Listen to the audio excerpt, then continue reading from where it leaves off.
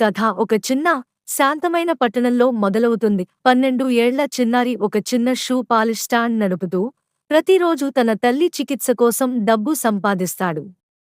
అతనికి చిన్న వయసు ఉన్నప్పటికీ, ఆమెను ఆరోగ్యవంతంగా చేయడానికి డాక్టర్ అయ్యే కలగంటున్నాడు. ఒక చిన్న మంచం మరియు లైట్ ఒక రూంలో, ఆ చిన్నారి అర్జున్ తన అనారోగ్యంతో ఉన్న తల్లికి బెడ్ వద్దకు సూప్ తీసుకొని వచ్చి, ఆత్మవిశ్వాసంతో నవ్వుతూ, ఆమెను ఆరోగ్యవంతం చేయడానికి మార్గం కనుగొంటానని ఆమెకు హామీ ఇస్తాడు. ఆ తరువాత అర్జున్ స్థానిక డాక్టర్ దగ్గరకు వెళ్లి తల్లి చికిత్స కోసం ఎంత డబ్బు కావాలని అడుగుతాడు. డాక్టర్ అది చాలా ఖరీదు అవుతుందని చెప్పాడు. అర్జున్ నిరాశ చెందకుండానే మరొక మార్గం కనుగొనాలని నిర్ణయించుకుంటాడు. అర్జున్ తన పట్టుదలను కోల్పోకుండా ప్రతిరోజూ షూ పాలిష్ స్టాండ్ వద్ద పనిచేస్తూ డాక్టర్ అయ్యే కలను మరింత బలపరుస్తాడు.